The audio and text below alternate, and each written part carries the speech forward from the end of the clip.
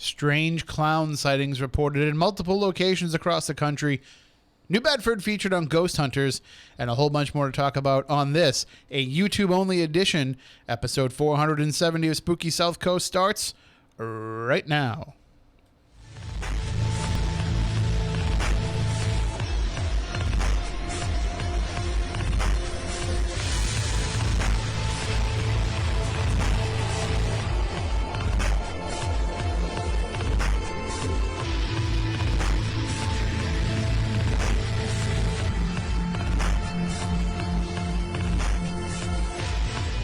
Good evening and welcome to Spooky South Coast. Tim Weisberg here, along with the silent assassin Matt Costa, and we are broadcasting live on YouTube. That's right, we are broadcasting on Spooky TV on YouTube. The Red Sox are taking over our normal time slot on the WBSM airwaves, so we are broadcasting solely over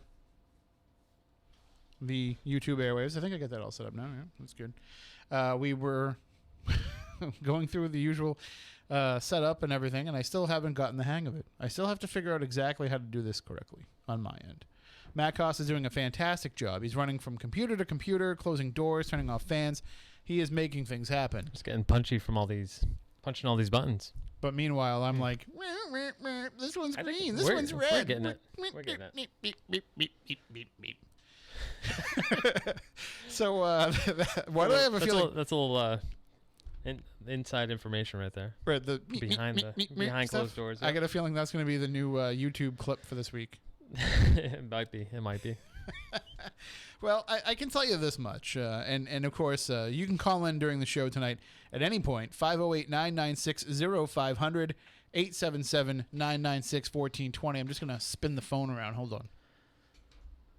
Because of the glare, I couldn't see if the phone lines were lighting up, and it doesn't always show up on my computer screen.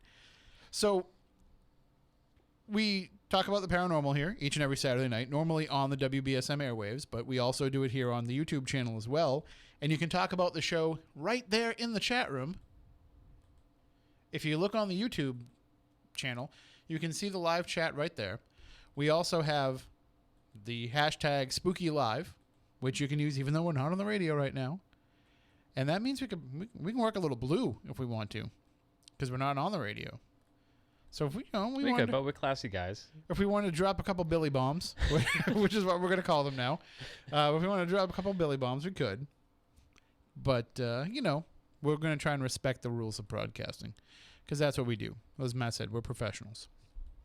And a little bit later on, we're going to talk about some of those weird clown sightings that have been happening all over the country. We're going to try and see if we can get Chris Balzano to join us. I know he's got some things going on tonight, but hopefully he can join us at some point. But we do have a lot of stuff to talk about tonight, that's for sure. A lot of strange and unusual things going on in the world, including the fact that this past week, there was a national focus on New Bedford when Fort Taber, Fort Rodman was featured on this week's episode of Ghosthunters. Now, those of you who listen to this program for a number of years, you know, by the way, thank you for keeping us on the air for over 10 years now. But you know that we have frequently investigated Fort Taber and Fort Rodman. We've had a couple of events there, and we've always had activity. I've had some of my most profound experiences, especially in Battery Milliken, which were referenced and discussed on Ghosthunters this week because I gave them all that information. They didn't ask me to come down and film. They didn't want me on camera, apparently. They're like, nah, we've seen you. You're a goofy bastard. I'm like, we're going to take the other person from Spooky South Coast, the one that's actually, like, okay to look at. And Matt Moniz was there? No, he was not there. Of course, Stephanie Burke was featured on Ghosthunters this week. That's the reason why she's not here tonight. Because she's like, no, I can't go. I can't go to the station because people are going to know that I'll be there. And I mean, big time in us. Having to fight our way through all the fans outside was hard enough for us, So no, I'm just kidding. She had something else going on. Just teasing her. But she was, sharing her stories and her experiences there. But I have to say, like, it's one thing when you get involved with being part of a television filming. When Moniz and I went down and did Ghost Adventures at the Lizzie Borden house, when we filmed Ghost Lab, but an entire day's worth of footage all ended up on the cutting room floor, and when we've done things like Most Terrifying Places in America, and Moniz was on Monsters and Mysteries in America, and the Bridgewater Triangle documentary, all these things that we've been part of over the years, it's always been us sharing our own stories and us sharing our own beliefs and ideas and theories about what it is that we encountered and that kind of stuff. This is the first time that I've ever seen something that happened to me be investigated by somebody else on TV, if you get what I mean. It's one thing like when you see Zach Bagans trying to taunt the spirit at Lizzie Borden's house to get it to push him like it pushed me.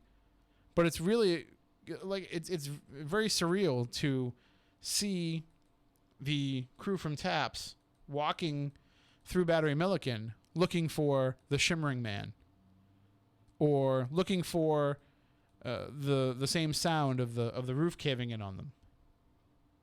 That was kind of strange and unreal for me. So I'm thinking that probably happens a lot to people who share this information with these TV shows and share it with me when I'm working on TV shows as a writer and the researcher, and they're giving me all this information, and then they go and they see their story investigated. So it's kind of weird. I guess if you asked me in 2004, before we'd even started doing this show, and I started coming out of the paranormal closet, so to speak, if you asked me, what would be kind of the most surreal thing that could happen to you with your interest in the paranormal, I would say somehow being on Ghosthunters. Because that was what was, the launch of all this paranormal interest. So that would kind of be like the weirdest connection. And then, of course, over the years, we ended up becoming friends with all the people on the show and provided information about certain cases and all that stuff. But this, I guess, would be kind of that full circle moment. And it's kind of weird that it happened in the last season of Ghosthunters. That we've kind of made that full circle turnaround. Does this sound like I'm blowing my own horn quite a bit here? No. All right. I don't think so. Because I'm just trying to put it in perspective as to what it's like for those out there who... It probably is a little surreal for people. I mean, I can only... I mean, alone just to see, if you are... say you do an investigation on a regular basis somewhere, almost like a Lizzie Borden, but not as renowned, I guess. Right. And then have it be featured on a Ghosthunters or some sort of TV show. But what if it's your own house? So it's almost like seeing your a relative or something in the background of a baseball game, or an extra on a TV right, show. Yeah. You get all excited. You're like, pause it, there he is. But I mean, I suppose in the first couple of seasons of Ghosthunters, when they actually did private cases, I mean, that must have been even more surreal for people, because now they're seeing their own house on TV. And I know I don't even like seeing my own house in a picture I put on Facebook or something. I'll be like, no, I'm gonna go stand in front of that white wall over there, because I don't want any recognizable features of my house, because I don't want people to know where I live. That's why people are always like, oh, when you do those, I used to do those Tim in the Truck videos for WBSM. Mm-hmm. They're like, oh, where do you do those? I'm like, as far away from my house as I can, because I don't want people figuring out where I live. Mm-hmm. It's just weird. It's bad enough when people figure out your phone number. So the episode turned out pretty well, I thought. I mean, some people who are fans of Ghosthunters said, not one of the better episodes, but I would disagree. I mean, I've only watched the show once in the last couple of years prior to this, and that was the episode at the Stadium Theater, because I knew we were doing an evening of ghost stories and New England legends at the Stadium Theater last fall, and I knew I would be covering the Stadium Theater story as one of the stories I was telling, so I wanted to see what experiences they had and see if that would kind of play into the narrative of what I was building for that story. But other than that, I haven't watched an episode. It hasn't really changed much at all in terms of format. I mean, it's pretty much set up the same. They've changed the graphics package a little bit. They've changed some of the music a little bit. But more or less, it's, the same beats to the story. And I'm glad that it was what I was expecting in terms of that, because I got to kind of not worry about what was going on in terms of the structure of the episode, and just kind of put myself into how are they portraying Fort Taber, Fort Rodman, and how are they portraying Battery Milliken in the Military Museum. And I thought they did a fantastic job of relating those stories. A few little details that, it's kind of a bit of the telephone game a lot of these times when they're dealing with these locations, because the people who run the location hear stories from the people who investigate it, and then they're the ones that are passing on that information to the TV show producers. So you've already, unless you're getting it directly from the person that it happened to, sometimes some of the stuff gets muddied up a little bit. Sometimes some of the stuff gets misrepresented, but not necessarily on purpose. And I know that one of the issues was the story of the woman, not the girl, who fell off the second floor of Fort Rodman, and they misrepresented it as she was actually chasing a shadow person. I think that's the information they were provided by the people involved with the fort and the military museum, and I think it was kind of just probably the mashing up of one story with another, because in actuality she just went to go step downstairs and she was not at the stairs. So, but that kind of stuff can happen, and that's why you have to be hyper aware of that. I'm kind of almost not upset that they got that wrong, though, because it does put kind of the focus on the activity a little bit too. And in the back of my mind, as a person who leads people through events and leads people through haunted places that have the possibility for danger, I almost like the fact that they've now left that out there as a story that will make people think twice about what they're doing as they're doing it. As I said on the radio this morning, anybody listening to the morning show, don't go in Battery Milliken. It's dangerous. Don't sneak in. It's illegal. But even if you did get to go in there, there's a lot of holes you could fall in. There's a lot of rusty iron that's sticking out of the ground, and a lot of ways to get hurt and to hurt yourself. And if this story that they were telling, this way that they were portraying this incident, comes across as keeping safety in the back of somebody's mind when they are exploring the fort on the occasion that it is open and they let you in, then I suppose that's not a bad thing if it's going to make people stay hyper aware. But certainly Battery Milliken was the star of that show, was the star of that episode. It's the star of every investigation we've done. The city of New Bedford continues to drag their feet on any kind of restoration efforts in there. I told this story this morning that it was ridiculous to me that the last time I was in there, mm-hmm. I'm seeing a city of New Bedford employee in Milliken painting the walls. Painting over the graffiti that's on the walls. Okay. But the fences weren't fixed. No, I feel like that would not be a priority. Especially if you're not going to fix the fences. There's no lights in there. It's not like you can take a tour because there's still junk around. It's still not safe. They still won't allow people in. Right. I mean, who are they charging up for? The people who live there. But you're painting the walls, but you're not securing the premises, so people are just going to get in and spray graffiti again. Mm-hmm. So you just create... I mean, I looked at the guy and I said, is there really nothing else for you to do? Is there nothing better they could be spending that money on than painting over graffiti that they're just going to come back and replace with more graffiti? I'd rather see them fortify the entrances, make it so that people can't sneak in, mm-hmm. which wouldn't be entirely impossible. I mean, the problem is they keep putting up chain link, and anybody can get through chain link if they want to. Right. It's stone. It's a stone fort. If you install iron gates through that stone, people aren't going to be able to rip those stone gates off. Rip those iron gates off. You're going to be able to actually have some security over it. Now, I understand there's different parts of it that are crumbling, and it's hard to kind of fortify all of it, but at least you could cut down seriously on people trying to get in. Then you can work on cleaning up the inside. But until you secure the outside, mm-hmm. you're not going to be able to get the inside to ever stay clean and ready. The other issue is the old artillery rail system that they used to use to deliver the artillery to the cannons is all rotting out. It's all falling down, and all that has to be removed before anybody can actually go in there safely. Mm-hmm. At least that's what the city told us when we had our event there last year. That would not be that impossible to either A, remove, or B, secure. But they have to put the money into it. Right. I've heard rumors that the problem is the city doesn't want to sink money into it because, as it stands, they can't turn it into anything else but what it is. And they don't want to restore a fort. I mean, they can't turn it. Why is turning it into a museum or something that could be like?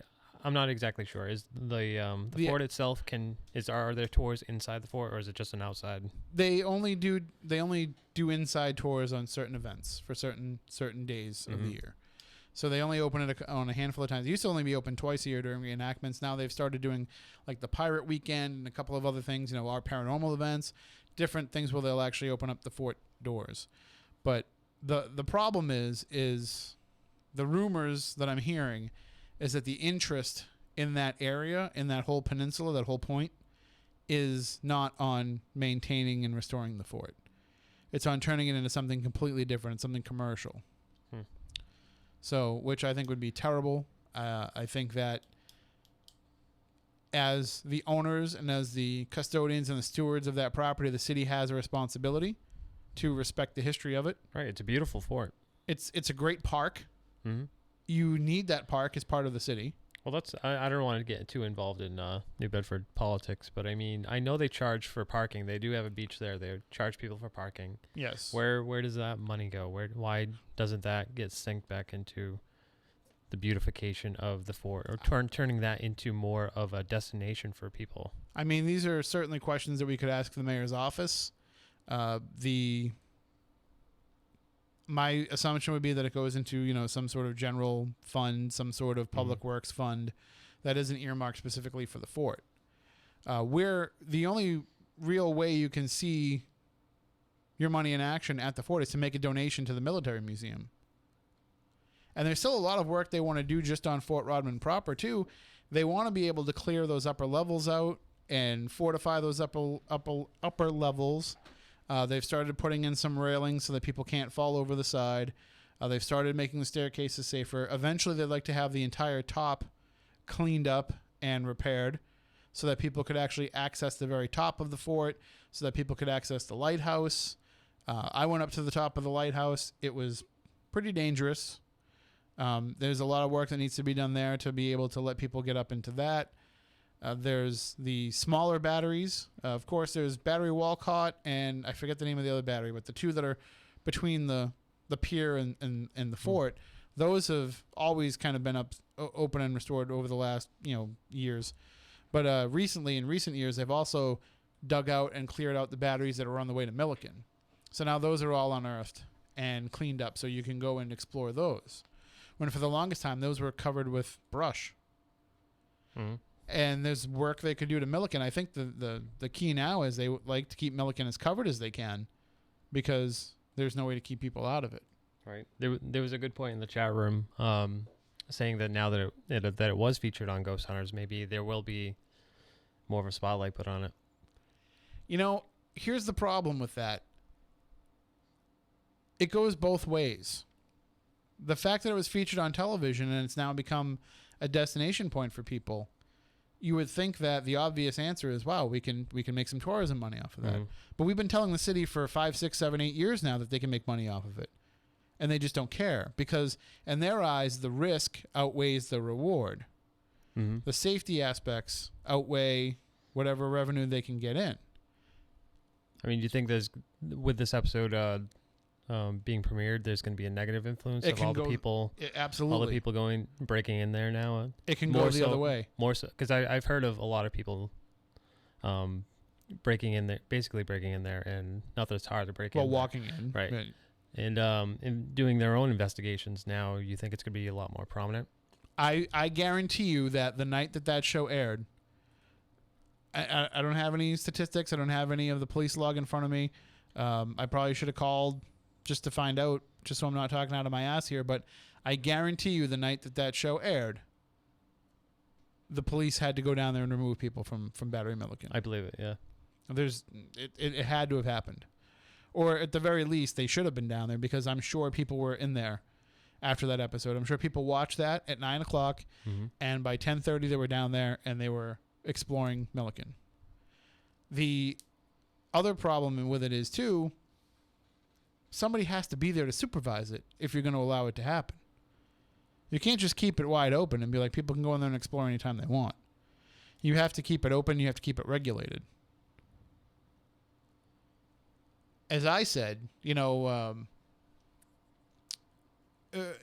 I kind of put this out facetiously on Facebook, but at the end of the episode, I said, cue every paranormal team and researcher trying to get into Battery Milliken in 3, 2, 1, because they're going to get inundated with requests from groups now.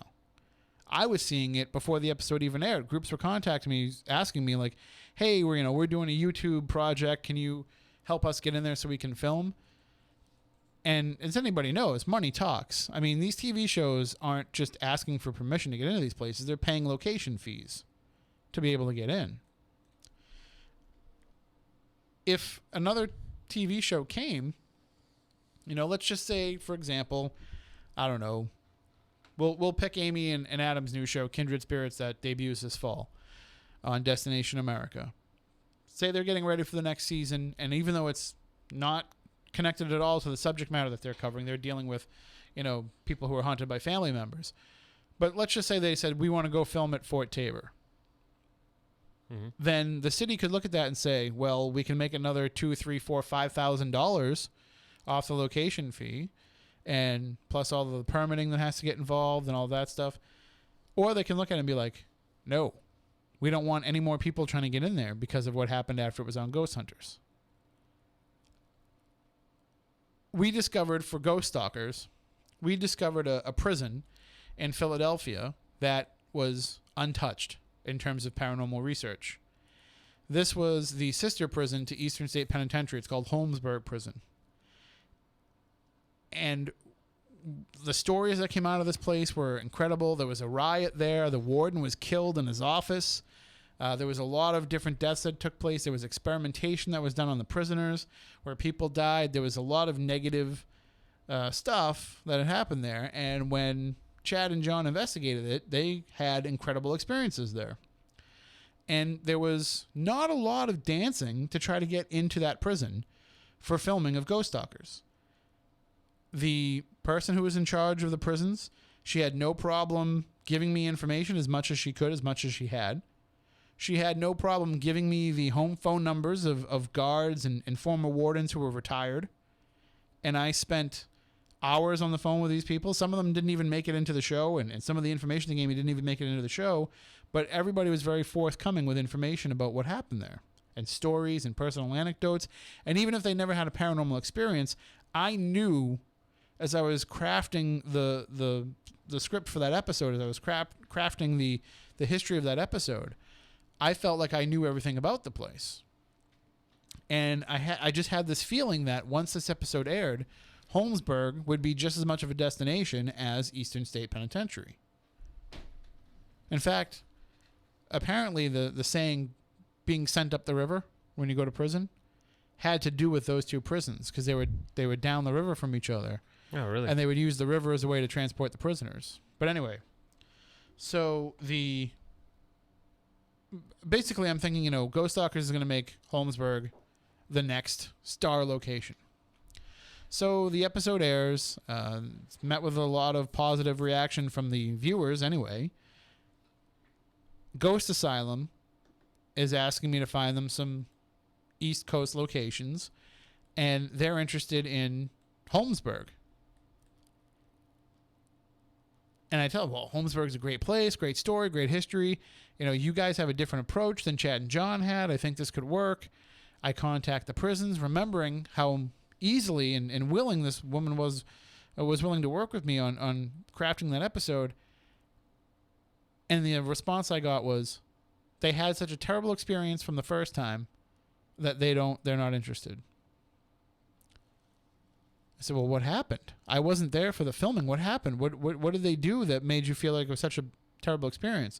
And she was like, oh, no. The cast and the crew, when they came to film, were fantastic. Everybody was great. It's everything that's happened since then. Being inundated with requests from people wanting to get in, people sneaking in, people harassing those who still work there as security guards. It was a bad situation. And I think that that's part of what could happen with something like Fort Taber, Fort Rodman now. And Frank Grace is in the chat room and he's talking about it. This is a problematic thing for the entire city. They have other locations that they could invest in, that they could put into, but they don't. And I don't want to turn this into something that is, putting one thing over another. But we're saying we don't have the kind of money to restore these historical treasures that can be tourism points for the city, but yet we can give people their 5th, 6th, 7th, 8th, 12th dose of Narcan. I'm not saying we should put these buildings and these structures above a person's life, but you can also prioritize a little bit too. I mean, you can also say enough's enough in one area, and it is important to hang on to the history. I actually got into an argument with a regular caller this morning who was telling me that tourism would be a huge thing for the city, and that's why they should invest in refurbishing Battery Milliken and Fort Rodman. But I had to tell him the awful truth. Even though I'm a lover of history and of historical locations, the awful truth is that's just not true. They're not moneymakers. In fact, one of the only aspects of tourism that is actually bringing in money and interest right now is the haunted side of things. Mm-hmm. Having these ghost tours, having these paranormal events. It's one of the only things that actually brings in revenue for a lot of these, especially these heritage museums that we see out there. Like the whatever house built in 18 whatever. The paranormal side of things is bringing them more interest and more revenue than they've ever had. Because people don't want to go to these places anymore to just go take a daytime tour. Part of it is, if you want to find out anything about it, you just go on the internet. I wonder what it looks like. I've read about the whole history of this place. I wonder what it looks like. Boom, boom, boom, Google Maps. Street View. There you go. Photos. Instagram. All this stuff. You get everything that you need, so you don't actually have to get off your ass and go out there and experience it for yourself. And that's both good and bad. I mean, look at the virtual reality stuff.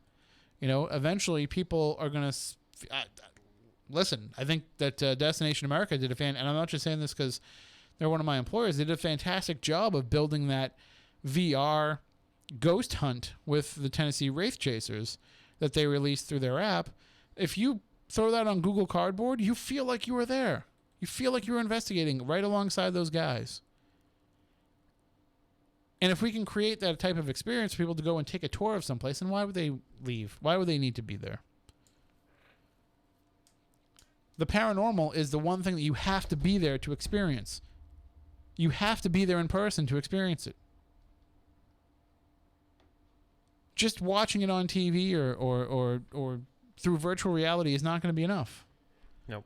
So embrace this. It's one of the only things that we have left to keep this current generation of society connected to that historical past. Right. And it's interesting and it's interactive as opposed to, I've been on tours of historic places. They just let you roam around sometimes. They don't necessarily know what is even in the building. And some of the stuff that's in the building isn't even historic to that building. It was just donated to whatever historical society. So it wasn't necessarily from that house. But you've been there with us when we've gone and taken tours of places in preparation for an event, trying to decide if we want to have an event there or if we are having an event. We're trying to get the logistics right before we go into it. You've been there during those tours, and you've heard the spiel from the people that are involved. There's no impact. It's cool. Like, you're like, wow, this place is awesome. It's really cool. But there's no connection and there's no impact until you're there on the investigation. There's no, it's not, it's hard to, sell it as something exciting. The thing is, people don't understand that history is a living thing. So people don't understand that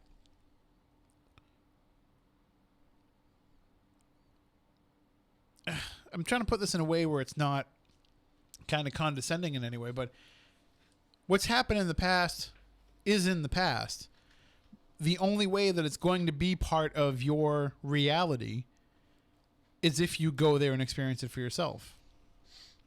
You know what I mean? Like, you can read about it in any, like, look at Washington, D.C. You can read about it in any book and have an idea of what it's all about, but when you go there, there's a feeling around it. There's an atmosphere if you are in some place important. And, you know, you can't believe that when you're standing in the the rotunda of the U.S. Capitol, that just a few feet away, all the decisions for the country are being made. And you're standing out there, you know, looking up at the ceiling and looking at all wondering where the Hard Rock Cafe is. I was actually trying to figure out where to go to the bathroom in there. Oh. That was my issue. Well, that's because you have a thing about. I do. Yeah. I try to go in as many public places as I can. Yeah, I'm at the White House. Gotta go take a dump. Hey. But who takes a dump in the White House? Presidents and me. Mm-hmm. So, but those are some of the things that I feel are lost unless you go there and experience it for yourself. You know, you're not gonna get the feel and you're not gonna get the connection. I mean, paranormal investigation is almost like an interactive history. Absolutely, and it's also it can't. You know, it's not in a vacuum. You're not just walking into a place that is devoid of character. You're surrounded by the character of that place. And I think that's kind of key as to where why these places are haunted, because it's retaining some of that character. I think this is probably a discussion that we could have about a lot of different locations, but you can just go and look back at a place and see where it's become a revenue stream and where it's become a success for them. Now, sometimes that leads to overexposure of places too. You know, every paranormal show has been to Eastern State. Every paranormal show has been to Pennhurst. Right, but I mean, historic locations get oversaturated. They get touristy to the point where people don't want to go. I mean, like, it's kind of like when you go to New York City, it's kind of hokey to go to the Statue of Liberty. Right. Or San Francisco, Alcatraz is kind of, because I thought it was kind of cool to go, but then when I went, there's like just a million people. You went to Alcatraz? I did. That's pretty awesome. I mean, it was pretty cool, but then it's like there's a bunch of people running around like with headphones in their ears, taking the same like audio tour that you're taking. Right. I don't know. It just kind of took it away from everything, I guess. And that's. But oh, sorry. It's just. I mean, I think anything can be oversaturated to the point where it's hokey and touristy. But that's one of the good things about the paranormal side of tourism, about dark tourism, is that there's nothing there to take you out of the history. That's the whole reason why you're there. And you have to be enveloped by it, and you have to be in the depths of it, or else it's pointless what you're even trying to do. I mean, it's really stupid if you're going to go to a paranormal location, and I understand the fact that, you know, we can debate whether, you know, who haunts where and what energies can come through in what places and all that stuff, but, you know, what's the point of going to a tavern that was built in 1690 if you're going to just walk in and be like, is there any spirits here from any time, from any era that want to communicate? You know, you don't want to go to this tavern that was built in 1690 and say, I want to sit down and talk to my grandmother who passed away last year. Mm. You know, there's other places and other times for doing that. You want to be able to go there and make a connection with the spirits that were there. And to do that, you know, part of that is you want it to look as much as like it did back then. So if you're walking into a falling apart Battery Milliken, yes, it looks awesome. Yes, it looks creepy. It looks great on television. It looks great when you're trying to sell people on the idea that this place could be haunted, and it looks really spooky and creepy. But it's probably not the optimal conditions to try and engage the spirits that could be there. You know, they're going to want it to be similar to what they remember. Mm-hmm. Especially if you think that spirits are not tied to a place, and ghosts have the ability to move freely around, and they just choose what places they want to remain behind and stay connected to. Well, if you serve there, why would you want to stay, connected to it if it's falling apart and covered in graffiti, and the only thing it's really being used for now is a place for crackheads to take shelter and for teenagers to go and drink and have sex? Right. All of which, by the way, we've seen while we're there. So, I don't know. It's that alone is worth the price of admission. that's why we get what we do for tickets. But the problem is that we don't have. I think as a society, we don't have respect for that. We're more about, can we put TVs over the toilets so that we can, watch TMZ while we're taking a leak, as opposed to how do we preserve this and how do we keep this alive for other generations to enjoy. And it's funny because when you're talking about something like a fort, you want to think to yourself, well, I'm glad we don't feel the need to defend Clark's Point anymore. I'm glad that, there's no longer Confederate ships parked outside of the harbor that we have to worry about them coming and attacking us. So in a way, yes, it's obsolete. In a way, yes, we don't need it anymore. And it would probably be more economically viable to just clear that entire area and put a yacht club there. Mm-hmm. Or build that entire area and put high-rise condominiums or whatever else you want to build there. Or even just take down the stone fort and say, now we have more park space. Or we can put in another parking lot for people to use the beach, whatever. It's probably better to do that, but that doesn't make it right. Put a giant bosomy seagull. we need a bigger version of Seagull Cinderella. Right. Which, if you're not familiar, if you're listening to this show from anywhere else around the world, just Google New Bedford Seagull Cinderella. Let's see if I can pull up a picture. I'm sure you can. You have the resources. You can use the ones right from the WBSM website, because then we won't run into any copyright issues. And here's a great point from Anna in the chat room. We would lose our souls if we did that, and that would suck. And I agree with that. That is kind of the problem. That is the issue, is that we will sometimes be willing to compromise some of that. Look at Wareham, for example. For those of you who have been to some of our events at the Ferring Tavern and at the the buildings owned by the Wareham Historical Society, everybody asks the same question. Why can't we get into that nail factory over there? Right. Well, because the buildings that we investigate, if we want to get into all the politics of everything, the buildings that we investigate are owned by the Wareham Historical Society, so they can give us carte blanche to do whatever we want inside their buildings. The Tremont Nail Factory has come under the ownership of the town of Wareham. Whole different ball of wax in trying to get into there. The town has had to invest a significant amount of money replacing the roof on that nail factory just to be able to look at any kind of future use for the site. The problem is they have no idea what they want to do with it. There's been rumors of everything from turning it into a train station. If the commuter rail was eventually going to come in, it looks like now, with the Cape Flyer train station, they think that would be all that they need. So there'd be no need to expand that at all. What were some of the other rumors and theories that were going to happen there? They were going to build like a little artist colony over there. Right. It was going to be elderly housing. Then it was going to be a place for kayaks and people on like day boating trips and things like that, as like a launching dock. They were going to have like studio space for artists and they were going to have like indoor craft fairs, which are all great ideas, but none of them are right. No, none of them fit what it should be. I don't know. It should be. That's a matter of opinion, but I mean, it should be, because it's still standing. It should be preserved. Mm-hmm. Because it has a cultural and historical impact. I don't think every historical building needs to be saved. If there's a house that was built in 1810 and it's falling apart and it's dangerous and it's going to be too much money to repair, tear the sucker down and build a new house. Right. I understand that.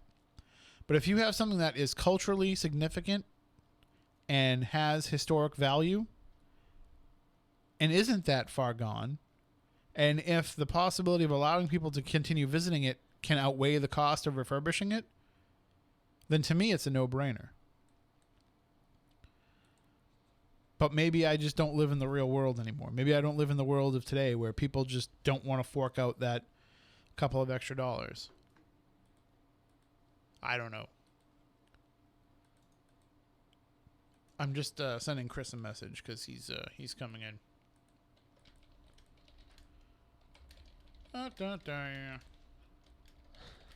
type. Type. That's the more relaxed version of the show where we don't have to take breaks and be like, we're going to set this up. I can be like, Chris, you're listening. Just call. And we'll have you come in. We'll have you come on. But one of the most troubling aspects, I think, of the Ghosthunters featuring Fort Taber, Fort Rodman, is I think that we're going to get hit now with and I was seeing it during the show. I mean, people were sharing their YouTube videos and things that they'd written and pictures and all that stuff. They were sharing it with the cast of Ghosthunters, tweeting it out to them, putting their names in it, and being like, here's what happened when my team went in. Here's what happened when and like, this is all illegal. This was all trespassing. Right. Because you didn't have permission to go to this, to go into there. You didn't have, I know that you didn't because I talked to the people in the military museum and I know everybody that's ever had permission to get in. Right. And they've actually asked me that if I see a video that comes across, can I let them know? Because apparently they can still try to prosecute. I don't know. But they can at least send them letters saying, don't ever come in here again. You're trespassing. Right, exactly. Now, I refuse to do that because I'm not going to be the paranormal rat. Right. You don't want to be a snitch. But, I mean, you should go through the proper channels. Exactly. And when one person doesn't go through the proper channels to do something, it makes it so much harder for all of us to get permission. Right. And if they tell you no, you have to respect it. Oh, and that's... I mean, it doesn't mean you can't keep trying. But, I mean, just respect their wishes. And I'm just going to bring in our show's content director, Chris Balzano, into this discussion because, I know that he'll have some things to add to this. But I will say that it drives me crazy that there are paranormal teams and researchers out there who will blast others who get permission and access to places because they never have. One of the things that people always love to point out is the fact that, legend trips would get access to places that other teams and investigators wouldn't be allowed to. And they couldn't just understand the concept of the fact that we are doing this as a fundraiser for the place. We are doing this to bring in money and revenue for them for restoration and to keep the place alive. It's not like we're just asking for, 14 people to be allowed in on a Friday night and we promise we'll clean up after ourselves. And that's where it's lost on people is, there has to be a mutual benefit to this. Chris, you and I have debated this quite a bit. We've done episodes of Spooky Crossroads about this. We've talked about it on our own time, just between ourselves. If you have a haunted location, do you have an obligation to let people investigate it? I don't think that you do. I mean, it's one of those things where, and I think that, Katie and John are a great example of this. I'm not sure if you touched upon that in this discussion already, but, I mean, there are people who let people into their house and maybe got a little bit out of control, but also maybe riled some things up, which is maybe good if you're talking about a haunted location such as, the USS Salem or the Fort Taber. But, I mean, I think overall you have no obligation just because something is haunted to have people go and investigate. And sometimes it's better if you just keep it small between people that you trust, people that are doing it for the right reasons, people who probably more than doing it for the right reasons, do it the right way. And that's really kind of snobby sounding. But, you want to keep ultimately the integrity of your location if it's not just designed to be a haunted location. Well, and that's the biggest thing that people don't understand is that, a place like the Mark Twain House, a place like Fort Taber, Fort Rodman, a place like the Faring Tavern. These places don't exist to solely be paranormal hotspots. It's different when you're looking at something like the S.K. Pierce Mansion. They want that to be what it's known for. They want that to be its primary use. And you can say that for a handful of other places. The Villisca Axe Murder House is a place where, it's all about the paranormal there. The Farrar School, there's a lot of places where Waverly Hills, the paranormal is a major focus. But for a lot of them, it's kind of like they're nice enough to let us come and play in their historic museums for a little while. Right.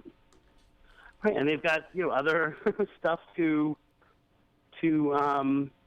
They've got other stuff that's their draw. They've got other stuff. It for some reason reminds me of the old Pete Townsend quote when they were asking him about all his friends dying in the loot. And he's like, they might have been your icons, but they were my friends. Like, they might be our paranormal spots, but they're their historical places. They're their historical houses. They're supposed to be a link to the past, and sometimes when they then become paranormally connected, that seems to overwhelm it, and that seems to be what it's all about. And for some places, that's not where they want to be. And they are serving different masters, because a lot of times these places, if you're the common paranormal researcher, will look at some place and say, well, whatever. The rest of the time, it's just sitting there. People aren't coming and taking tours. It's just sitting there. They don't realize that even these, these heritage museums, these smaller places even, are part of a grander, I don't want to say organization because there's no official name or acronym for it, but it's part of a grander network of people who are sharing information and sharing research. There's curators for these places. There's people who work 40 hours a week dedicated to researching the history of this and how it connects to other historical places. And it's very much, something that even if it becomes a paranormal hotspot, it's still always only going to be a small percentage of what it's there for. Right. And yet, because of the sexiness factor and because of the internet push behind it, that becomes what it is. And that's not really what it is, but becomes what it is to the outside world.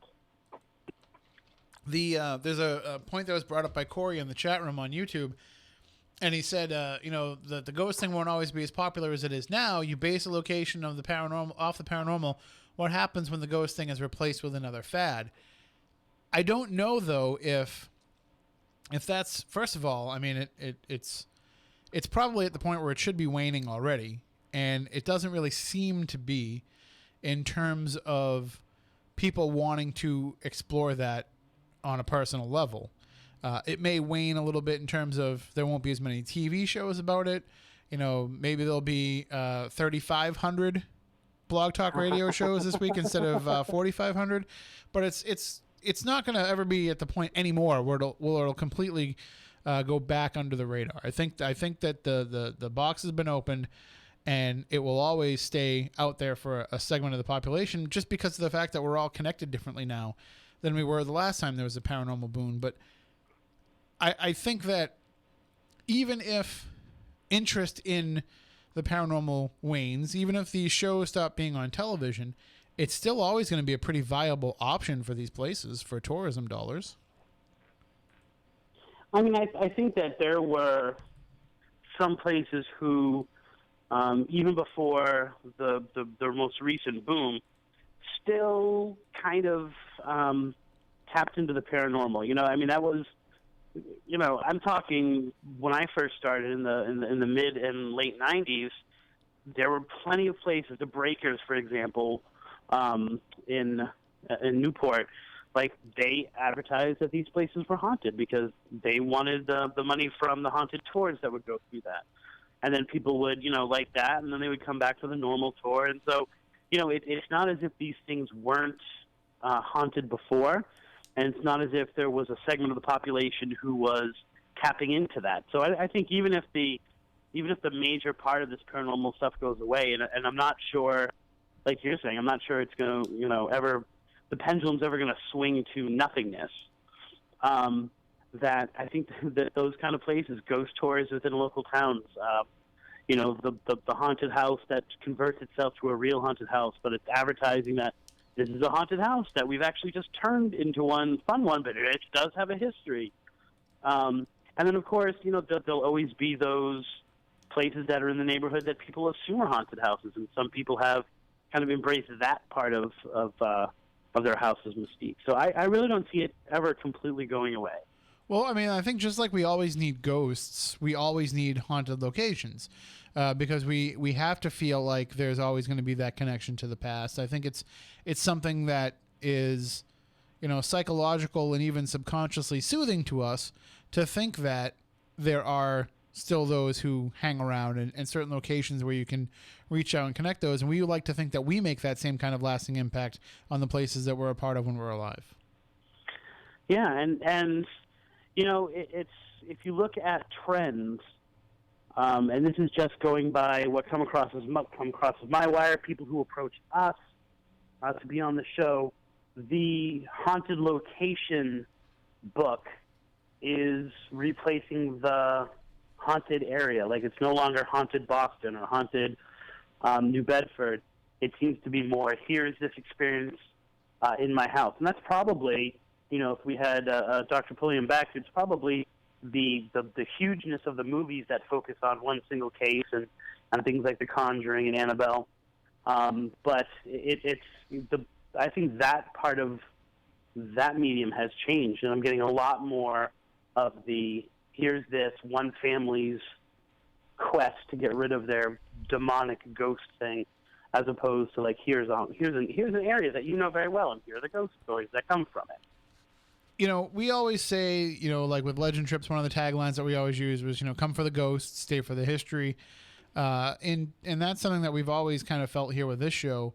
When talking with the Wareham Historical Society prior to the Faring Tavern event that we did last month, when talking with them, I was talking with the president, and she was telling me that they just, the members are dying off of the Historical Society. They don't have a next generation up that's going to come in and start taking over the responsibility for maintaining these locations, and that eventually there's going to be no Historical Society left to care for these buildings, and then what will happen to them?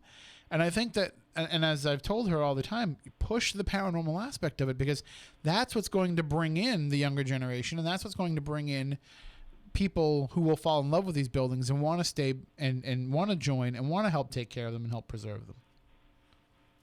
And have you found that? Like, when you say those kind of things, what are their reactions to it generally? Well, I mean, I know in the case of Wareham, they feel very strongly of, that's certainly a great way to explore it. And if that's what it takes to get people to sign up, and basically, eventually I think it's going to have to turn into, just as an aside, I'm going to have to join the Historical Society. And I've been a member in the past, but I don't have the Monday nights open to go to the meetings and everything. So I didn't stick with it. But eventually I'm going to have to join and I guess volunteer to be one of these people that cares and maintains these buildings, because somebody has to. And if you lure in people to be dedicated and to devote time to these places by saying, oh yeah, and every once in a while, if you want to go in there on a Wednesday for a couple of hours and nobody's around, then you can go into your ghost hunt thing. That might be what it takes. Look at the Lizzie Borden house. Leanne has people who are lining up to want to be tour guides in there just because they want to spend time in the house and have those experiences. Now, granted, they get paid. Right. But still, I mean, we see that in a lot of places where people are lining up to want to be volunteers just to be connected to that location. And I think that that's what you need. You need people that want to connect to it in that way in order to stick around and help keep them going. And I often wonder if it's, if it's beneficial for these places to kind of hedge their bets and say, rather than, this is our haunted history, to say this is our unusual history, or this is kind of the weird stuff that happened. And then, oh, by the way, part of that weird stuff is hauntings. Because I think the weird history factor is enough to bring in the younger generation, and it's oftentimes a lot less destructive. Not that the ghost part is destructive, at least it's a lot less stigmatizing, maybe. And not only that, but it's it also webs out a lot more, because if you're talking about a specific location, some of the weird history behind it, you are very specifically talking about the history. And so, there's I took a absolutely horrible ghost tour here in Fort Myers, Florida, And I was like, oh, okay, something, and, it was kind of very as if, I could just hit Wikipedia and then kind of do it myself. But there were a few legends that he had talked about that were connected to the hauntings, and I was like, okay, well, those legends were enough to get me to kind of go home and start doing some research about, like, that time period that this legend came from. And I think that if they kind of hedge their bets and do that kind of thing, they might be able to spark people's interest, and still have that little bit of love for the paranormal, and yet bring in people who might be otherwise, especially the younger generation, otherwise not so willing to connect. Well, that sexy bastard Dave Francis in the chat room said that what he's found by working with a couple of locations is at the end of the day, it comes down to, what will all this haunted stuff do for my bottom line? And I think if we could almost reverse the process, and instead of going to the places, the people who are in charge of these places and saying, I think we could raise some money for you if we do this, if we could come at them, with a spreadsheet or with case studies and say to them, like, look, I can guarantee you that if you let us come in here and do some of this ghost stuff here, we can increase your revenue an extra $5,000-$10,000 a year. I think that would make a huge difference. The problem is so much of it is just a crapshoot as if you can get the interest. I mean, some years we put on events at the Faring Tavern and we get tons of people signing up, and sometimes we only get a handful of people signing up. I mean, until a place, unfortunately, has a paranormal history, it's hard to get people in there. So it's a catch-22. If you want to utilize that, you have to put yourself out there to be able to make that revenue. Yeah, I mean, I found a similar thing when I was doing research on Fort Adams, because I wanted to know whether Fort Adams had a haunted history. I wanted it to be there. And they do nothing to promote any of the paranormal that exists there. They, will promote some of the weird history that's happened, and some well, here's all these great historic things that kind of came around the fort, and here's how the fort was played in that. I called it, Fort Inconsequential, because it was a lot of the stories have to do with, like, here's this thing that almost happened here. But then when you get deeper into it and you actually talk to people who work there, so people who work the Halloween stuff that's going on, or people who just take the tours, and they're like, yeah, no, we've seen stuff in the rat tunnels. Like, we've seen stuff here. We've seen these things every once in a while. Like, there was a fire there, and so the stories come out. And so, maybe it's time just for people to start promoting, the creepiness or potential factor. Because then when you get dig deep into it, you actually find that people have had experiences. But then they forget, though. Excuse me. They forget that when they do start bringing this in, there's a way to do it where it's effective, and there's a way to do it where it's, I don't want to say cheesy, but there's a way to do it where it's going to not be as effective. For example, you mentioned Fort Adams. They have the ghost tours that are run there now, and they do that, but they weren't keen on letting other people come in and do investigations, let other people come in and run events in a different fashion. I think now that's kind of changed, though, because they realize that you can only do the ghost tour so many times. And, right. and like a place like Slater Mill has a perfect balance of that. They have the ongoing ghost tours all the time, people go, but they also let people go in and do investigations as well. And I think that helps kind of keep fostering the idea that this place is haunted, and keep fostering more of these experiences people don't want to go and have for themselves. Yeah, I mean, I wonder how much, attention goes to the location, and how much attention goes to the people who do the investigating. I mean, what do you see in terms of, like, when people are going in and they're promoting a certain location that they've been able to investigate? Is it coming off as promoting themselves more, or the location? I mean, it depends, I think, on it depends on the personalities of the people involved and how they choose to do it. I mean, and what the reason is that they're in it for. The biggest problem I have, and I hate this more than anything, is the groups that control a location. Mm-hmm. The paranormal groups who have, claimed territory, claimed dibs on a certain location. Because not only is it obnoxious that you've done that, I think it's also doing a disservice to the research to say that only one attitude and one approach is going to be utilized in the documentation of what's going on there. And right. And it does, and I understand that sometimes there's great people who are involved with the location and they're willing to open their doors and open their minds for other people to come in. But what I see more often than not is somebody becomes controlling of it and somebody becomes dictatorial around it, and it just turns into a bad negative experience for everybody. Well, and I think even if they have the best intentions and the best approach and they're really great people, you're still only getting one set of eyes. And I guess that kind of circles out to the complete thing, which is what is the responsibility of the location? You know, if I'm an investigator and I have kind of, you know, some kind of intellectual property type rights to this place, do I have the obligation to share that as well? Like, forget the location. If I'm the exclusive investigators, like, do I have to care enough about the quote-unquote field or, you know, advancing research to the point where it's like, well, I want other people to see this so I can get different viewpoints, which is, you know, a different kind of question, but it's still kind of intriguing. Like, do investigators who kind of have exclusive rights, do they have to share?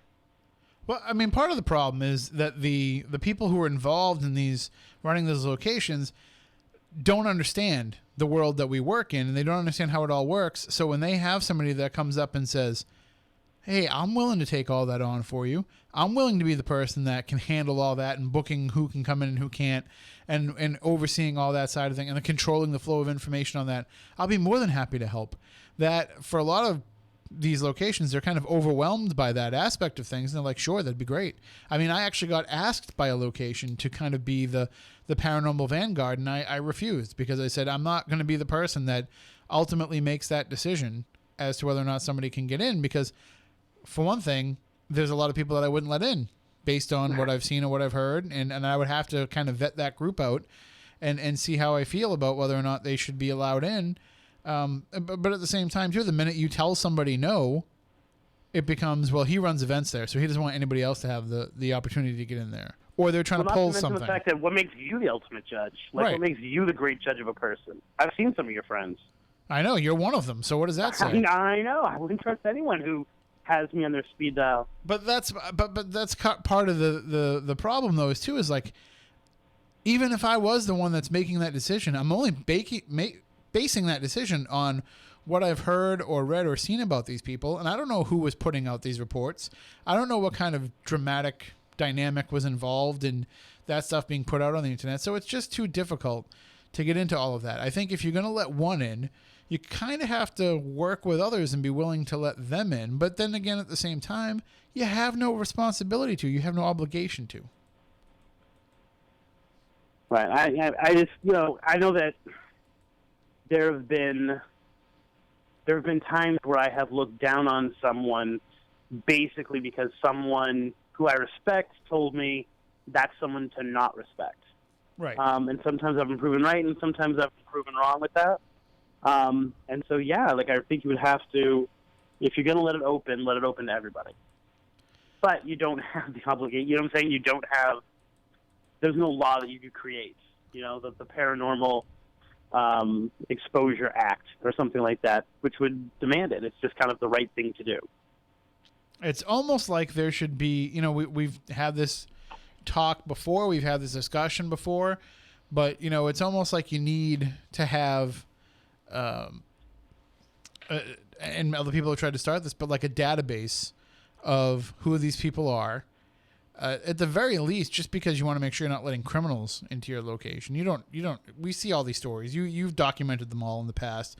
You know, somebody joins a paranormal team, nobody realized that they had a history of sexual assault, or they had a history of burglary, and you're going into people's houses and trusting these people around family members of the location, or trusting them to be around valuables that are left in the home and the homeowner isn't there. I mean, there's all these little ins and outs of everything, and there's when you look at it, there's really nothing more invasive than a paranormal investigation. Yeah. I mean, really, like if the plumber comes in, the plumber's just working on the bathroom sink. If the exterminator's coming in, he's just going to where you've seen the ants. You know, but a paranormal investigator is like, all right, I need you to leave for 8 hours and just let me have the house to myself. And that's if the plumber doesn't say, okay, leave the house and I will do my work, and when I'm done, you come back. Like, that's, you know, that is probably the most evasive place, which I, you know, once again, sometimes have issues with that aspect of people investigating as well. That Let me rephrase. I have a major problem with that aspect of people investigating as well.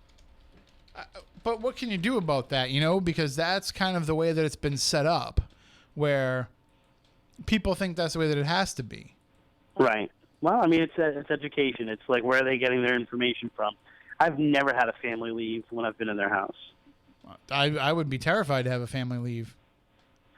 If anything, I say, okay, well, you guys come down, be down there. Don't turn the TV on or stuff like that. If you guys can just relax, or, even parts of like make your the people that you're going with, the team that you're going with, large enough that someone can be conducting the interview with them while someone else is looking at different parts of the house. See, but asking the family to leave to me seems totally inappropriate. See, what I like to do is, not that I do a lot of private residential stuff, I usually pass that off to other people.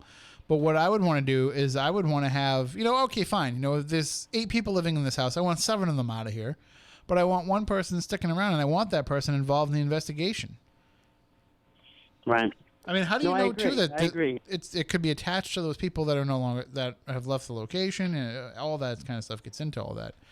I mean, I've had, which I think is appropriate, like the children be somewhere else at the time that I'm in there. But, if anything, for just the mere fact of like, hey, look at this. You can now physically see this is what actually might be causing this. It has no paranormal aspect to it whatsoever. And here's what's causing it. I can physically show it to you as we're going. I do also feel, though, that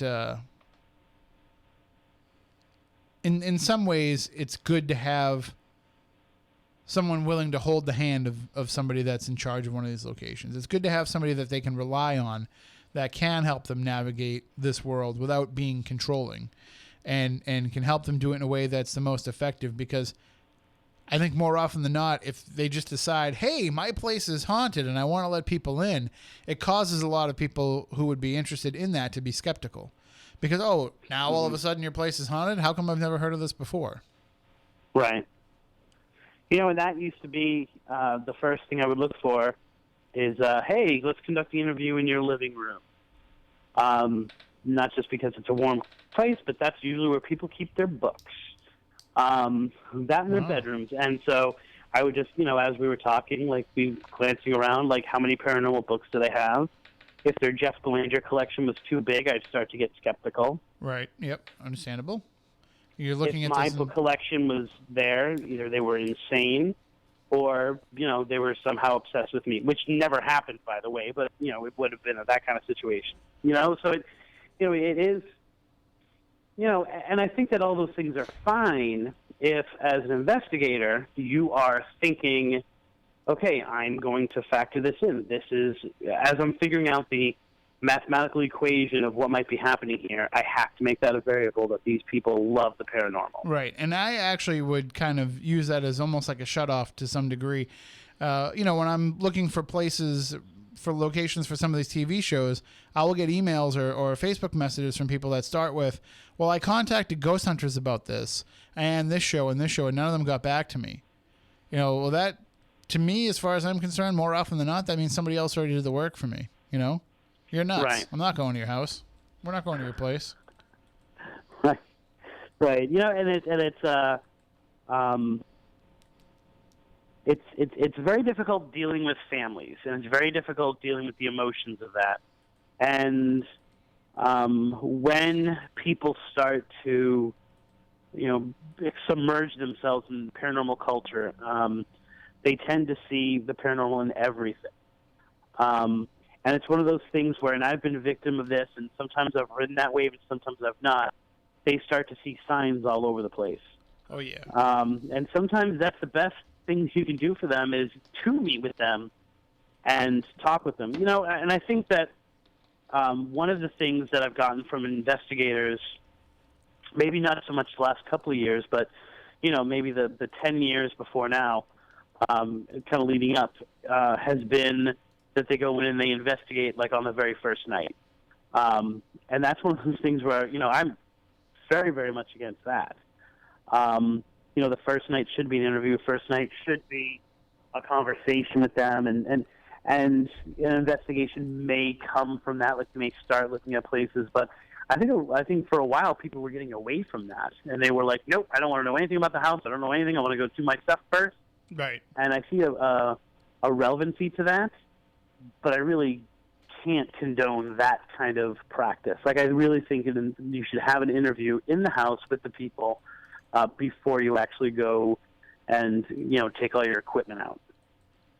Is it possible, though, that, as we see some of these places embrace this, can there be an oversaturation of it where all of a sudden every historic location is haunted, every heritage museum has a paranormal night or a ghost tour?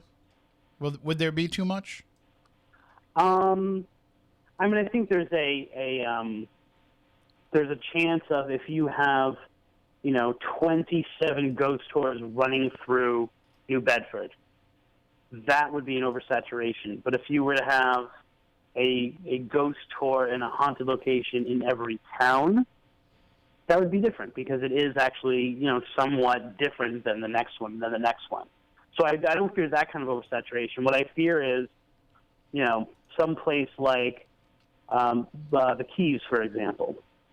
The Keys at one point had like 5 different paranormal tours that were all doing the same exact stuff. And what it became was more of, how can we beat that other group, that other tour, to get the money, as opposed to like, let's put on the best tour. It was more of like, how can we tear them down or attack them, or, and then you start getting people sensationalizing things that they shouldn't necessarily, only because they have rights to that part of the tour. I'm going to throw this question at you just because it came up in the chat room from Corey. Corey's a Bigfoot researcher, and Corey wrote, in Bigfoot research, the first thing I do is look at the person making the claim. Oftentimes I can discount what they're saying because of who they are. And I just responded back that I think, isn't that a little bit closed-minded to kind of make a snap judgment on somebody based on that? Because I know that I've done that in the past. Just it's human nature. But sometimes I've fought through that and been surprised by what comes about from getting past it. Once again, I'm not sure if I would stop. I'm not sure if I would stop the interview, or I would stop looking into it based on who made the claim. But I would definitely make it a factor. I would make it a variable, and like, okay, this may not be something because of this factor, but I'm going to still follow up on it. I mean, I'm sure that Corey doesn't mean just like a spot judgment. I'm sure it's something a little bit deeper than that. But I mean, you can look at somebody, and when somebody comes at me and says, "Okay, well, just let me put this out before we get too much into the discussion. I've been diagnosed with paranoid schizophrenia, but that doesn't mean that I'm not seeing ghosts." And that may be true, but it also means that it's going to be way more work and way more skill than I have to be able to differentiate between the two. Right, and that's where your job as an investigator begins then. You know what I'm saying? Like, it's you have to understand that that's the situation to go forward.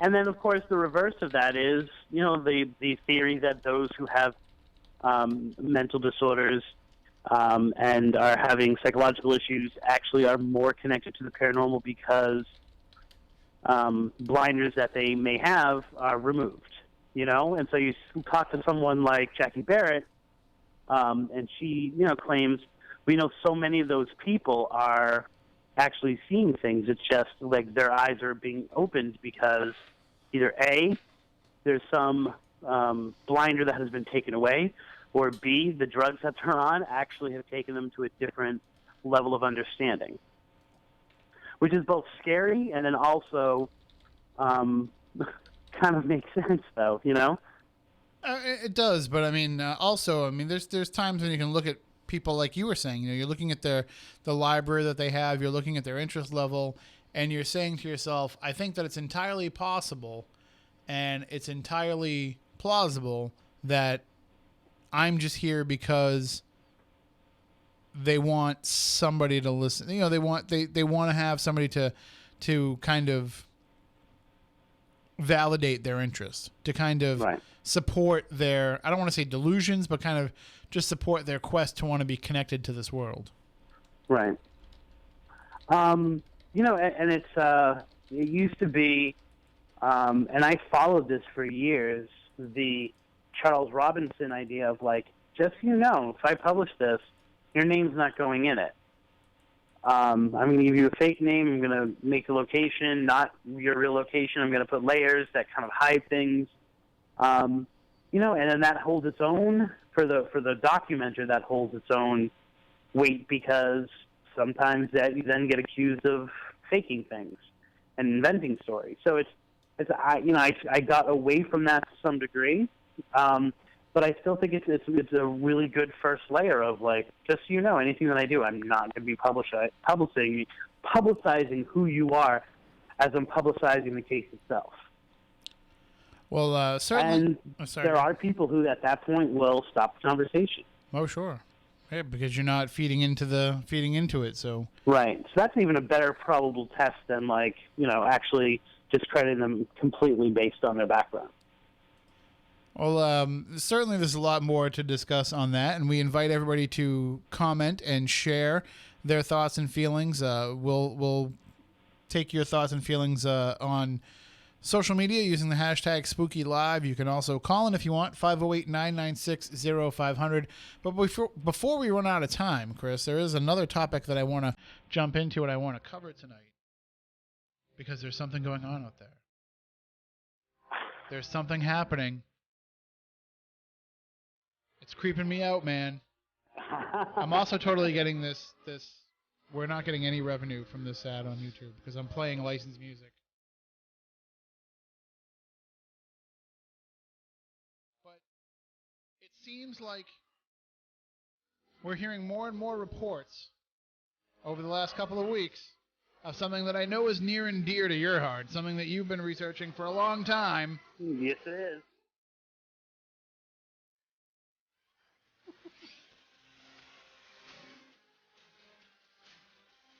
The killer clowns are among us, Chris Balzano. And they're continuing to look for your children. And what can we do about this? There's clowns that were spotted in New Hampshire. They were spotted in South Carolina, spotted in Minnesota. What is going on? What's happening here? Well, I mean, I think that you can take it as in,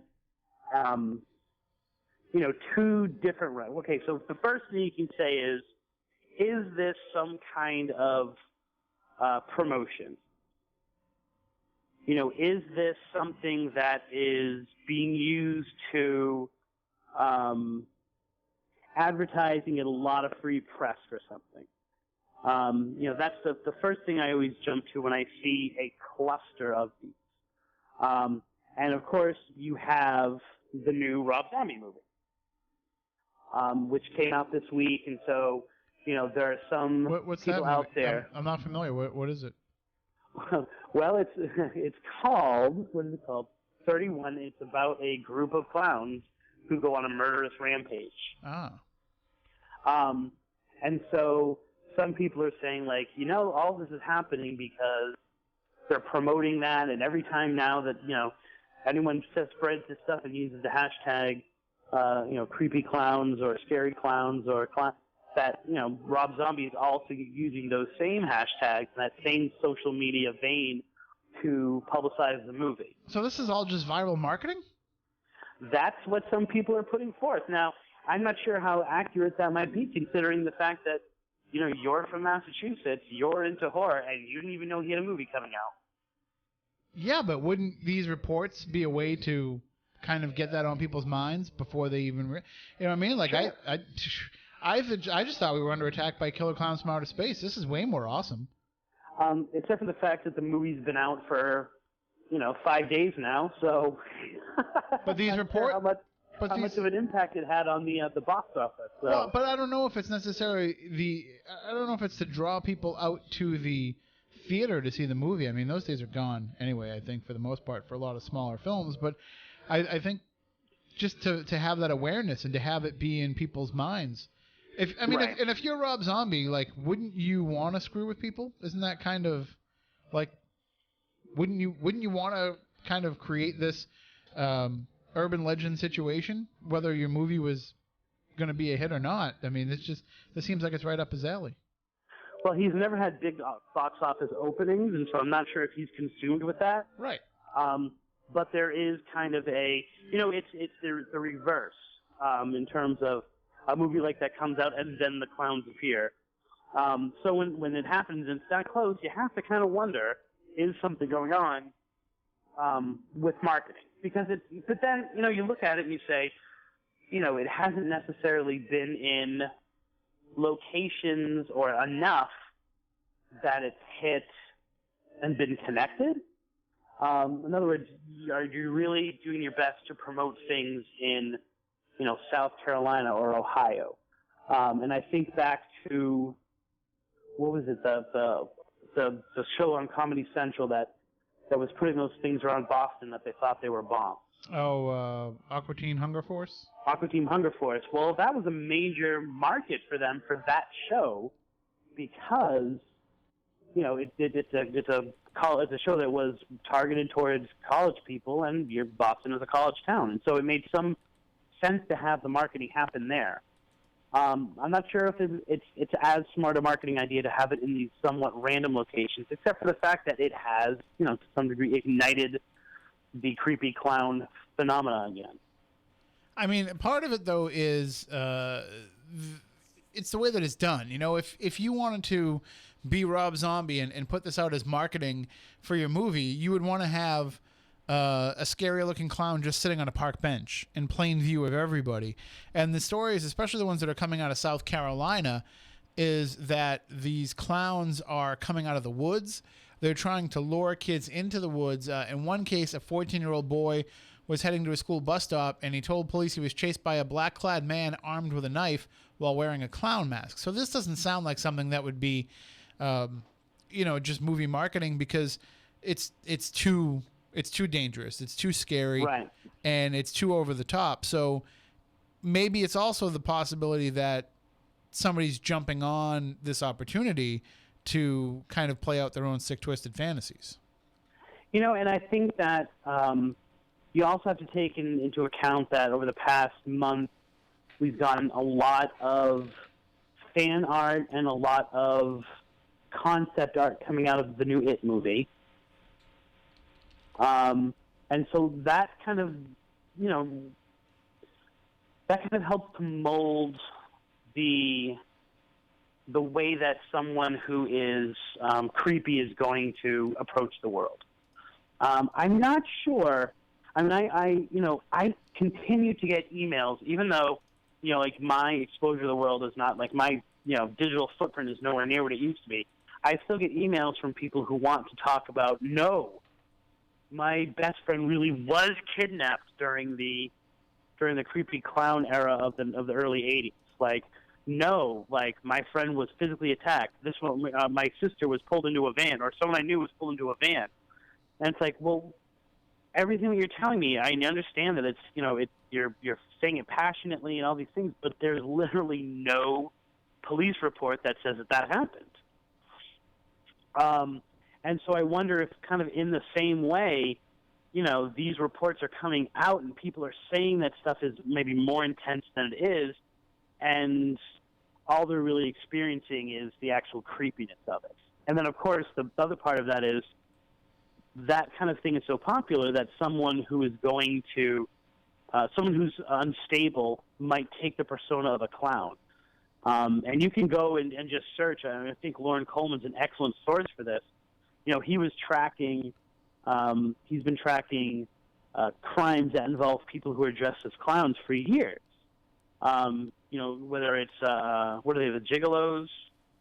I'm mispronouncing it, but it's the fans of Insane Clown Posse. Right now, all of our Juggalo fan base is cursing your name right now, Chris. You have been disinvited to the gathering this year, just so you know. Where was that going to be held? Detroit this year, I think. Don't they hold it out in the middle of nowhere? Yeah, I think they do. I don't know, but Ric Flair goes, so it must be cool. Does he really? Oh yeah. Well, then far be it for me to attack them.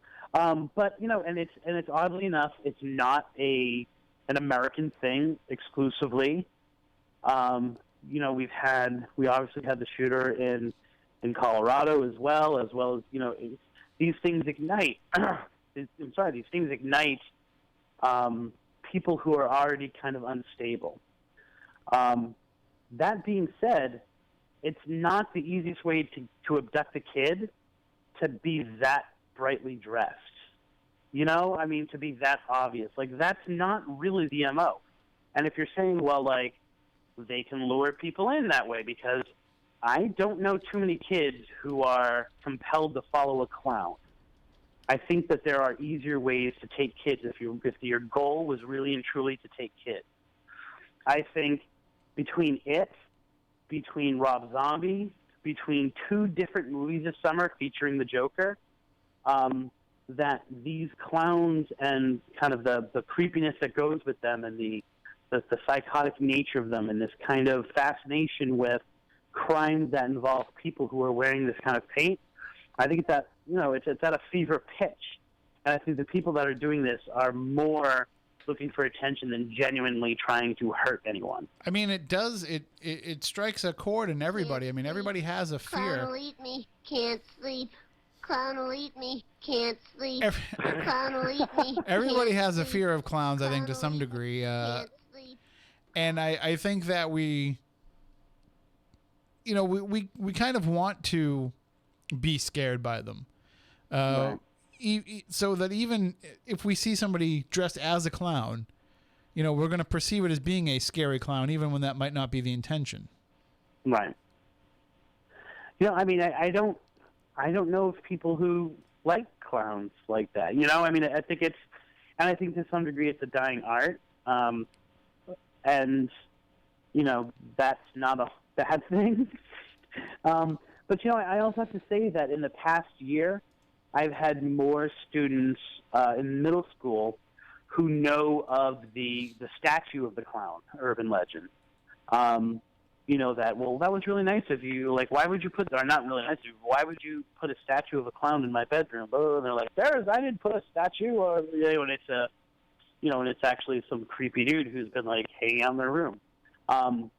Like, I've heard more kids, ask me or approach me whether that story is true in the past year than probably the 5 or 6 years before that. So I do think that it's these people who are being seen are feeding off of that fever pitch. That said, I don't think that there's anything that we have to worry about with clowns taking our children. At least not until they go out and they buy a white van. Well, I think that was a prerequisite. If you are dressing up as a clown, you better own a white van. I'm a little bit terrified to think that, that this could create the opportunity for some sicko to jump on this, even if it's nothing, even if it is viral marketing for a movie, or even if it is just one stupid report begat another stupid report, that maybe this is nothing, we're making something out of nothing, but somebody's going to jump on board with this and somebody's going to take it too far.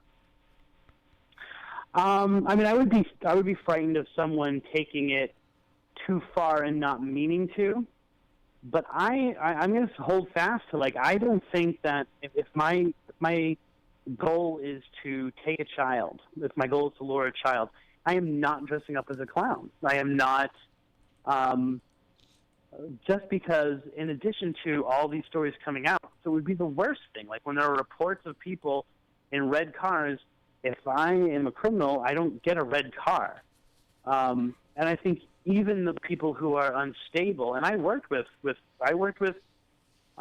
teenagers who, their focus was to get people who are teenager or younger, like, to hurt them in those kind of ways.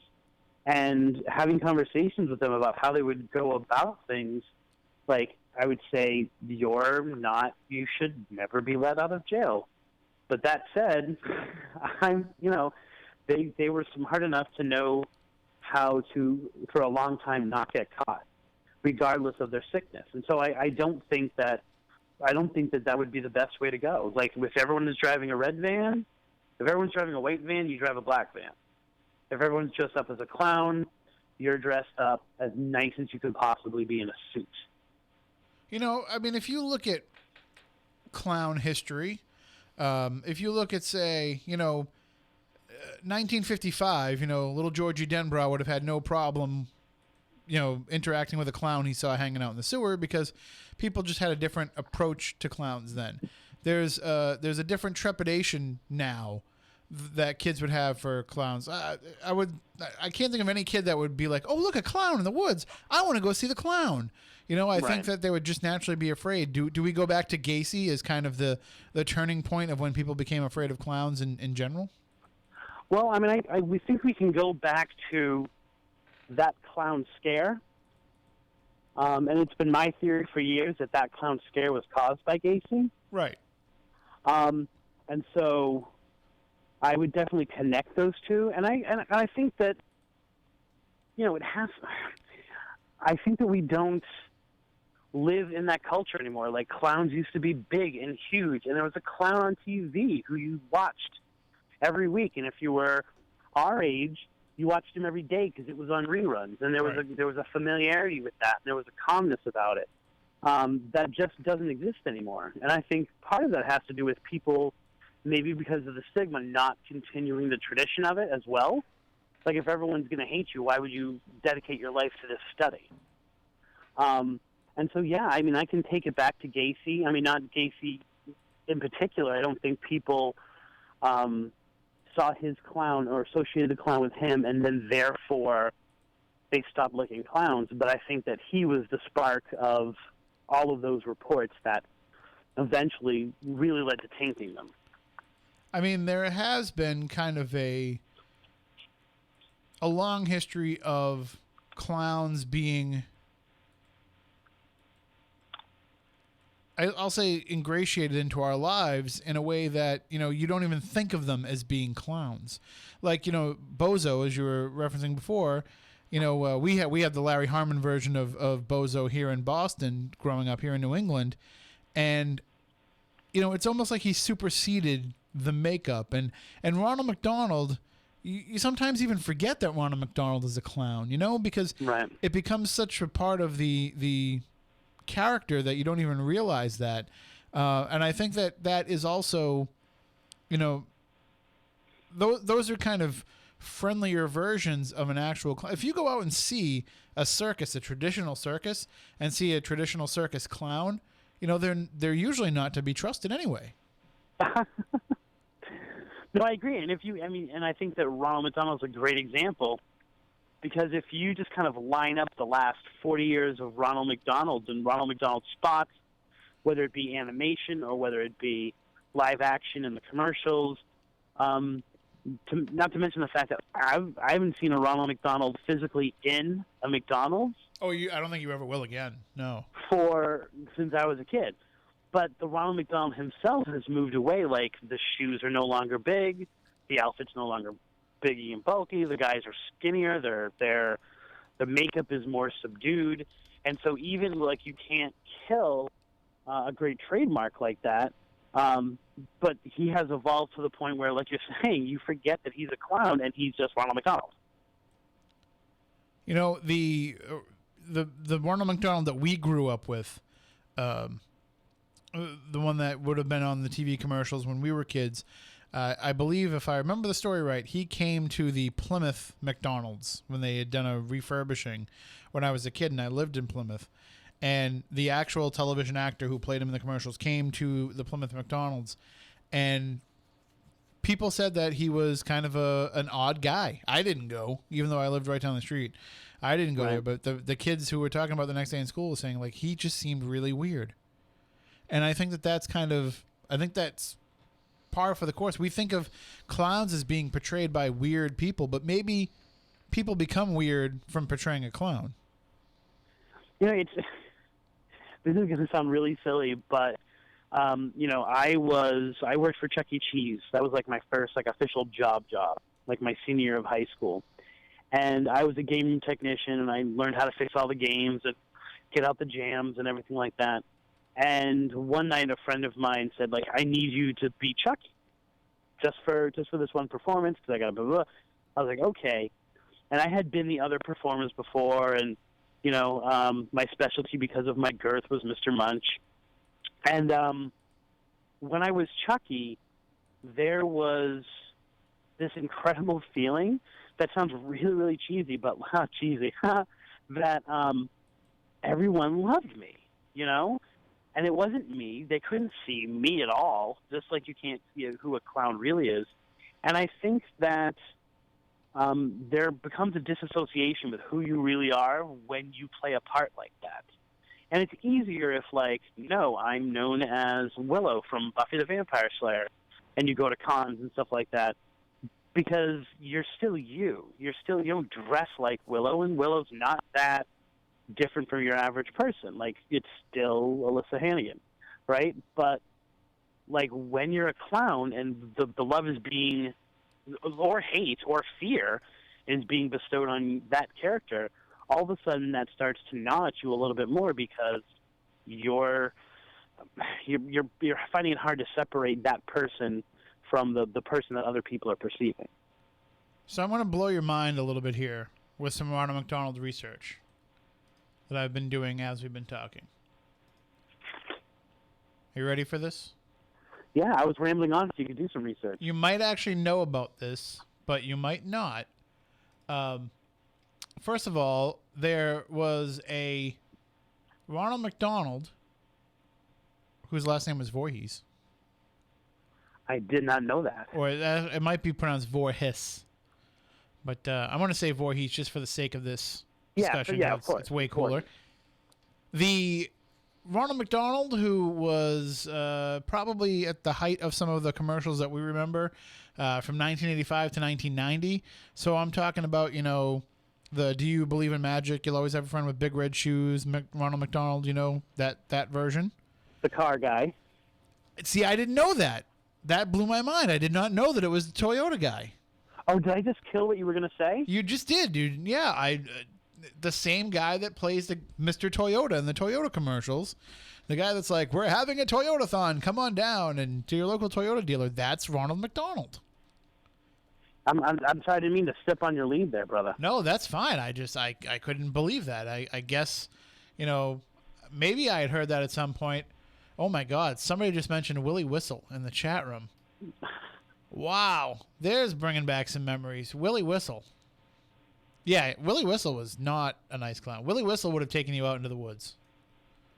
Yeah, and do we have, like, a positive clown role model to live off of? I mean, I can't think of, like, when I think of clowns, the Larry Harmon I can Bozo. only think of the bad ones. You wouldn't consider the Larry Harmon Bozo to be a positive? Shakes the clown. Shakes the clown. I think that's been buried. I mean, it's my kids don't know that. My kids. Oh, you mean know. today we don't have a positive clown?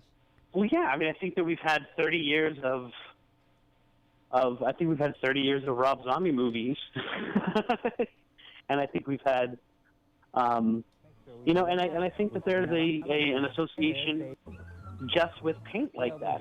So many bad guys we have are clowns that aren't actually clowns, but they've got that same kind of persona of, like, white base with makeup on top of it, that I can't think of a positive clown influence that is enough to make me remember Bozo when I think of the word clown. Well, I'm just going to play a little Willie Whistle here in the background. Everybody will do it as fast as I do. I'm going to... Sure will. Do you remember Willie Whistle on Channel 38? I don't remember Willie Whistle at all. Oh, go look it up on YouTube. Look up Willie Whistle. Just watch the spelling of Willie. I was actually Googling that I came up with some interesting things. As soon as you look up Willie Whistle and you start watching the clip that shows up on YouTube, you're going to be like, holy crap, memory flood back. I am a huge 38 fan, so... Oh, my God. Ask the Manager is the whole reason I even ever wanted to get into TV to begin with. So, and, I just feel sad that doesn't really exist anymore. So I'm looking at images right now, so I'm hoping I can get at least from the images. Oh, I'm gonna send you a clip on the Facebooks. I will send you. I'm gonna put it right in the group message that we always have going on, just so that Stephanie accidentally clicks on it at 11:52 at night. And that's my goal, is to do anything to freak out Stephanie. So you think being psychic she would know better than to click on it, but she's totally gonna click on it. She's going to be like, Willie Whistle, what's this all about? And then she's going to watch and be like, oh my God, it's a clown who whistles when he talks. What have you done? Nightmares. So I can't believe there's got to be some sort of a clown character today for kids. I don't see anyone who even, has the persona of a clown. That kids can turn to. What's the name of the clown on the Zach Galifianakis show? Yes, because a lot of teenagers are watching that. That's actually a good show. I enjoy it. I can't think of the name of it right now. But I mean, like, Baskets. Baskets the clown. Even if you look at their, like, and once again, I'm talking about teenagers, like their urban legends and new ones that have come up, and they resemble evil clowns, and so it's there's no way to have anything that's positive enough to offset just how flipping creepy those are. Are we? Am I allowed to swear? I'm not even sure if we're following the baseball game right now. No, we're totally on YouTube. But one little comment about TV38 has now led to a discussion of the movie loft in the YouTube chat room, and you know what's going to happen if we start going down that movie loft rabbit hole. No, we've gone down there before. Oh yeah. So, I have no problem. Chris and I have talked at length about how Dana Hersey, like we wanted him to like narrate our lives. He could be more influential than my parents in my life. I'm pretty sure that he is the announcer for the Howie Carr show right here on WBSM. I can't be totally sure. I need to find some verification of that. I suppose I could just ask Taylor Cormier, right, Matt, since he works as a producer now for Howie Carr. Yeah. But I could just ask him if that's what he's doing now. He does still have his website up. He does still take bookings for voiceover work. Oh, do you think we could hire him to do the spooky South Coast voiceovers? Well, I found a message recently where we were talking about, and you were like, "Oh, he's not dead because I approached him to do spooky South Coast, like to do the voiceover." Yeah, that's. So I don't know how old that message is. Right, we gotta work on this. We gotta make this happen. I bet you if he does do the Howie Carr show, it's possible that we could make it happen. Would that not be a dream come true? I would like to have him just come on and talk about, what he thinks the impact of the movie loft is. Oh, that'd be so phenomenal. Oh, you know what it was? I had a post about what was more influential in the world, the yearly showing of Shaka Zulu, or the 38 presentation of The Godfather every year, shown chronologically. And so, in part of the debate, you and I just started talking about Dana Hershey. That's what it was. For the movie loft, it was always Dirty Harry. Mm-hmm. The original Dirty Harry. I loved it every time that they showed it. And for me, it was those Friday the 13th with nothing edited. Absolutely. And see, we grew up at a time when you could turn on a movie at 2:00 in the morning, and you were going to see the unedited version of that movie. Yeah, and that's when we were talking last week, and we were talking a few weeks ago with George Case. That's what kept going through my head was this idea of we are the generation that grew up seeing The Exorcist as if it were just a normal thing. It wasn't this kind of, it was taboo in that we weren't supposed to be watching it, but we had easy access to it, And people wonder why we're afraid of things like clowns. Well, or why we were perpetuating it with conversations like this. But that's the good thing about it is if we keep talking about it, people will continue to be terrified of it, and we have done our jobs. Yeah, my goal is to make everyone scared of the things that I'm scared of. Right. You're going to live my nightmare. Just so that, and now the conversation is turning, by the way, to it's going right now to the creature double feature discussion, and that's definitely a rabbit hole for us as well. We've done whole 2-hour shows on creature double feature. I think we've spent more time talking about creature double feature than I spent watching creature double feature, and that's saying something. It truly is. I mean, that's like where I got my ideas of what horror is. Well, we just got about a couple minutes left here in the show, and you mentioned you don't think there's any reason to really be afraid of these clowns. What would it take for you to actually be, what would it take for you to actually be lured into the woods by a clown? Would it have to be, the promise of money? Would it have to be candy? Maybe an ice cream, a puppy? What would it take for a clown to actually get you to follow him into the woods? I guess maybe a clown would be like, hey, I have 100% proof that the paranormal is real. Because I'm going to make you a ghost right now. What would it take? It wouldn't take, and no, there's nothing that would make me. Like, there's no conversation I can have with my kids with being like, listen, if the clown says this, go with him. And why have we not really seen any female clown reports? Oh, Matt found a picture of one. I mean, there is, something androgynous about a clown, and yet they do seem, remarkably masculine. Matt Costa, what would it take for you to follow a clown into the woods? I don't know. What do you do if a stranger offers you gifts, candy, or money? You take the money. Right. Cosmic brownies, perhaps? Oh, that might pull him in. I'll tell you what. I'm not a big fan of cotton candy or anything, so. That's how they got you in Killer Clowns, right? With the cotton candy? Yeah. I mean, what it would take for me to follow a clown in the woods? If a clown said, hey, come follow me into the woods. I think I would do it. You would do it. You would go that step. So if that clown is knocking on your door the way the reports are saying, you would answer it and invite them in. No, if a clown comes to my door, that's a different story. I said if a clown invited me into the woods with him. That's a different story. If a clown shows up in my house, all bets are off.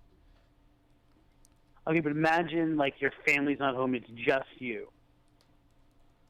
And then I look out the window and there's a clown, beckoning me to follow him? No, he's asking to come in. No clown. Nobody's coming into my house. Be it clown or otherwise. See, I think that's clownism. It is. All clowns matter.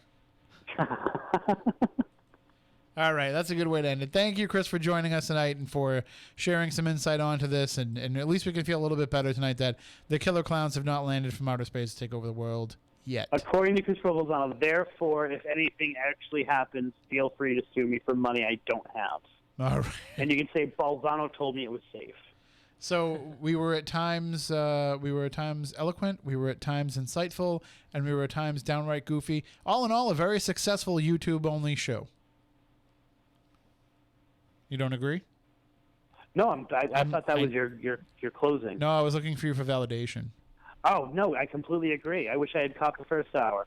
So we're going to continue to do this, and I think when the Red Sox bump us off the air, we will continue to do the YouTube-only streaming then. It seems to be working. Working perfectly, and I think that, it's a lot easier for us to book guests if we don't have to, in the back of our mind, think well, this person, I really want the full time, and so I don't know if I want to book them on the Red Sox night. Yeah, or this person isn't going to sit around and wait for the Red Sox to get over, which is also another problem that we run into. Right. So I think that this is working, and it's an experiment that has proven to be what should be the order of the day. It only took us 10 and a half years to figure it out. So, better late than never. What we make up in quickness, we make up for it, I don't know. In quality. Our stick-to-itness. Right. All right, well, thanks, Chris. You have a great night, and we will talk to you soon. Watch out for those clowns in the woods. I'm watching one right now, so I'm going to go talk to it. I'll talk to you later, man. All right. All right, bye-bye. Remember, take the money. That is Chris Balzano, the show's content director. Thank you to him for joining us tonight for this discussion. We are just about out of time for tonight. However, we will be back next Saturday night with another show focusing on the paranormal. I think next week we should be able to get on the radio waves, but of course we will always be on the YouTube as well. On the YouTube, as the kids say, right? The kids say that? They say on the YouTubes? Yep. Just don't get your YouTube's dead. Right. If you get your YouTube's dead, then we can't deliver. So the show will be up for you to watch in its entirety. Of course, we'll also have the audio podcast out there. But we invite you to join us here live each and every Saturday night. That's what makes it the most fun and the most interactive. So until next week, for Matt, for Stephanie, for Chris, I'm Tim, and we want you all to stay spooktacular.